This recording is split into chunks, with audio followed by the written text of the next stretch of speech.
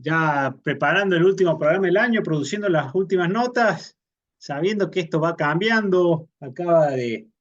Estábamos con la polémica del decreto del DNU y acaba de llegar el proyecto de ley a mis manos donde genera más polémica y eso lo iremos comentando, pero mientras el negocio sigue, ¿no? Hay que tomar decisiones, el mercado inmobiliario se está moviendo, hay que ver cómo se fijan contratos y en el medio de todo eso me llega la propaganda para un webinar que se va a dictar el 28 de diciembre, que es Argentina, el potencial inmobiliario del nuevo ciclo inaugurado por Javier Milei.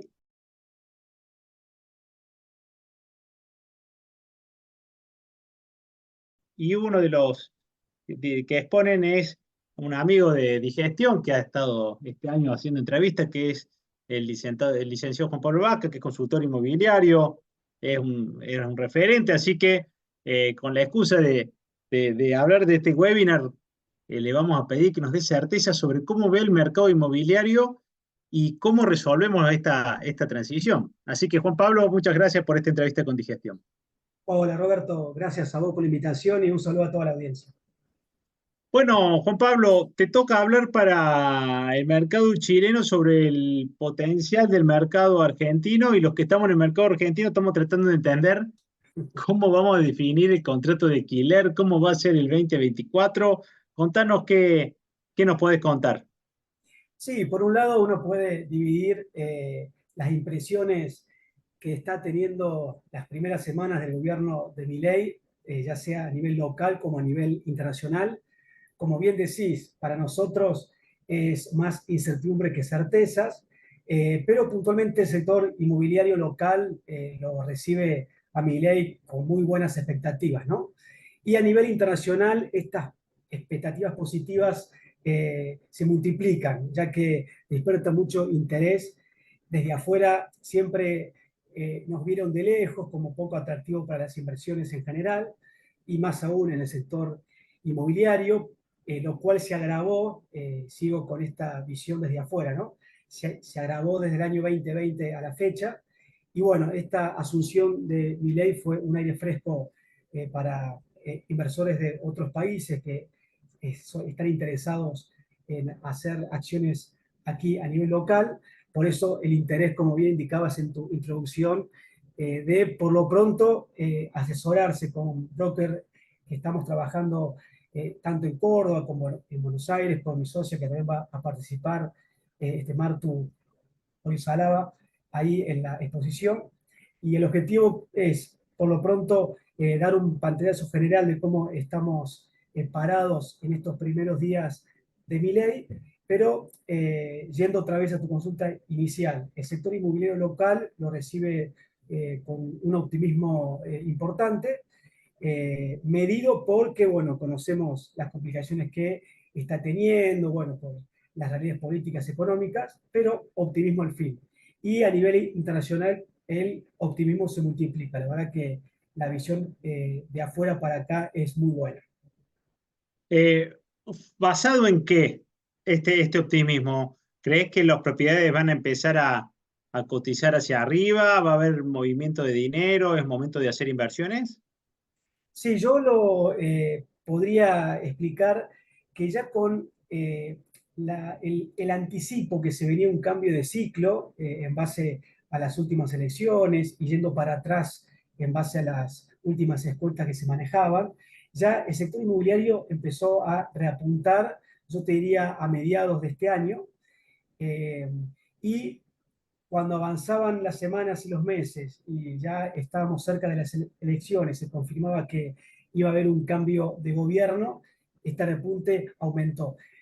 Básicamente yo lo sintetizo por un lado porque hubo mucha demanda contenida, que mitad por imposibilidad y mitad por incertidumbre no querían largar sus dólares, digamos, entonces tanto en el año 2020, que ahí obviamente influyó cuestiones más sanitarias en general, pero a posterior, en el 21 y el 22, de a poquito se empezó a soltar la demanda, pero partiendo de un piso muy bajo, ¿no? Que fue el año 2020-2021. O sea, yo te diría que por un lado fue la necesidad de mudanza, que sería la demanda estructural, la gente que para ampliar espacio, para achicarse, que se casa, que se muda, etcétera, necesita hacer una operación inmobiliaria, y al postergarse allá por el 2020-2021 se empezó a soltar, digamos, puntualmente este año.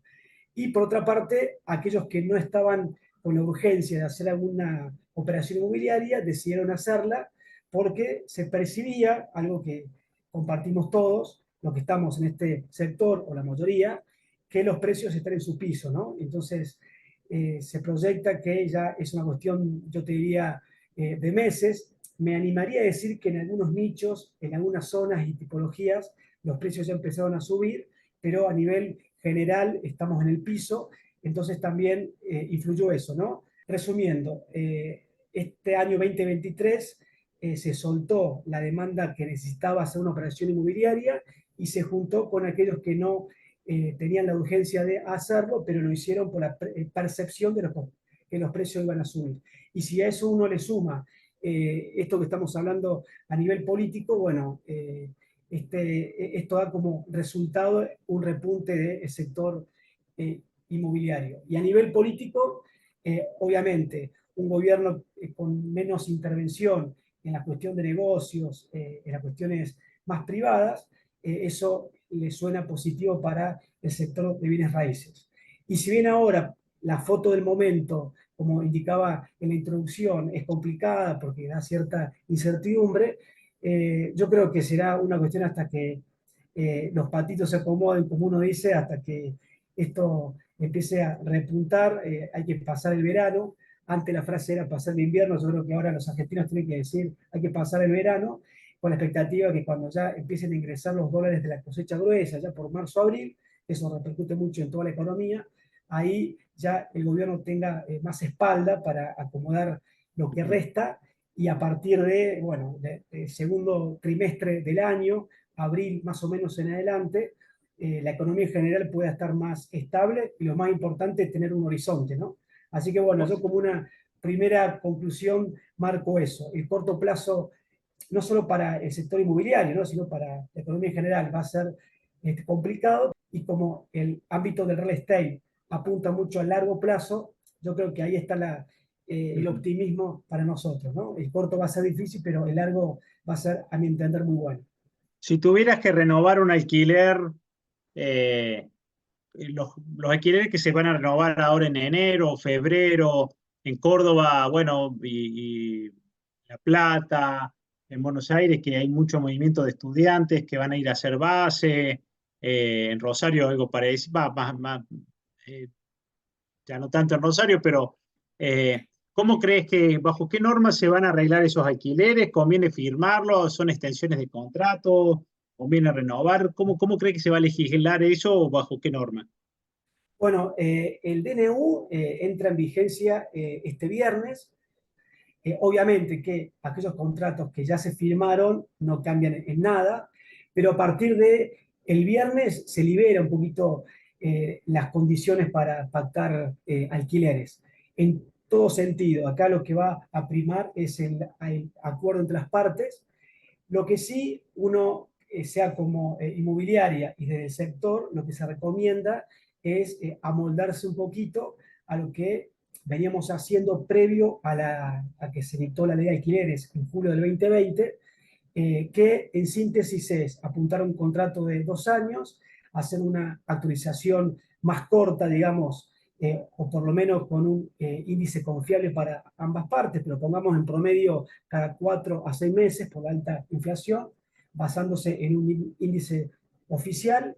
Y bueno, todo lo otro ya no va a variar mucho respecto a quién se hace ¿Cuál cargo de. tomarías, qué índice tomarías para Eh, actualizar?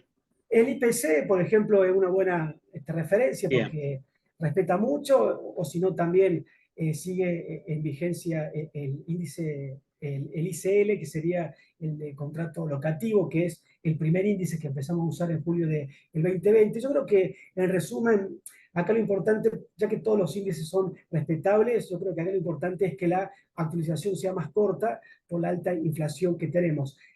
Es decir, los propietarios al día de hoy no perdieron tanto por el índice, sino porque se actualizó una vez al año, que es muy poco si uno tiene en cuenta la alta inflación. Así que Lo que se recomienda es eso en síntesis, pero como decía antes, legalmente se va a poder hacer en base al mutuo acuerdo entre las partes. Contratos desde 1 año, de 6 meses en adelante. El máximo para contratos habitacionales es de 20 años. Pero bueno, para Ajá. no ampliar tanto el espectro, yo creo que por interés de ambas partes, tanto propietario como inquilino, lo que se recomienda es esto que decía, amoldarse a lo que veníamos usando previo a la ley de alquileres, es decir, antes de julio 2020. Por último, y agradeciéndote, estamos hablando con Juan Pablo Vaca, que es asesor inmobiliario y que mañana le toca dar un webinar hablando de el atractivo que despierta el momento inmobiliario en la gestión de Javier Milei.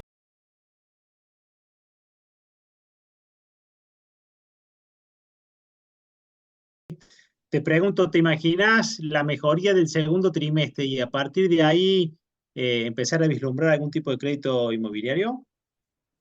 No, lamentablemente yo creo que el crédito hipotecario va a demorarse más porque depende más de cuestiones macroeconómicas que cuestiones más micro, pero está todo dado para que en el 25 ahí sí uno pueda tener alternativas de créditos hipotecarios y bueno, si bien parece mucho, uno está esperando como sector, hablo, ¿no? Desde el ámbito Mm. inmobiliario, estamos esperándose tanto un crédito hipotecario, salvo esa ventana positiva de los créditos UBA en el 16, 17 cuando era presidente Macri, pero sacando esos 2 años, estamos frente a la ausencia de créditos hipotecarios de hace como 20 años para atrás, así que yo creo que esperar un año más no va a ser mal, pero sí la expectativa es que del año 2025 ahí sí podamos tener crédito hipotecario, que obviamente es la base para que este mercado se reactive en general y obviamente sea más sano, como se dice, ya Ujú. que amplía mucho la demanda y posibilita a mucho más personas, especialmente a la clase media,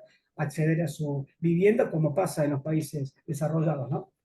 Decías que mañana entraría en vigencia el DNU, siempre y cuando no, desde la comisión esta bicameral, no se opongan. Leyendo el DNU y leyendo este proyecto de ley, suenan polémicos que sean aceptados así nomás. ¿Crees que podrían llegar a ser aceptados? Y si no fueran aceptados en el periodo de tiempo de enero, febrero, marzo, si siguiera rigiendo la ley anterior, ¿desaparecerían las propiedades para alquilar? Sí, primero la vigencia entra este viernes, el 29, ¿no? El DNU. Eh, por lo pronto va a estar vigente todo enero y la primera parte de febrero.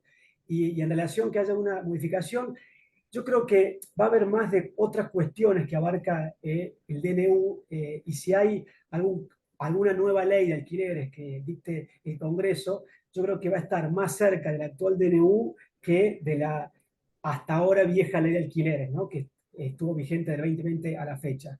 Dicho de otra manera, yo creo que mi ley lo que hizo fue correr la ley de alquileres lo más a la derecha posible para que si hay alguna modificación futura vuelva un poquito y quede a la centro derecha, por así decirlo. Pero yo creo que en caso que cambie va a ser en esa línea y si no cambia, bueno, obviamente va a estar, como dice el DNU, así que yo creo que cualquiera de las dos opciones va a ser positiva para el mercado inmobiliario. Juan Pablo Urraca, asesor inmobiliario, especialista en el sector, muchísimas gracias por esta entrevista con Digestión y que empiece muy bien el año. Bueno, muchas gracias, saludos a todos y hasta la próxima. Hasta la próxima. Seguimos Adiós. con mucho más Digestión.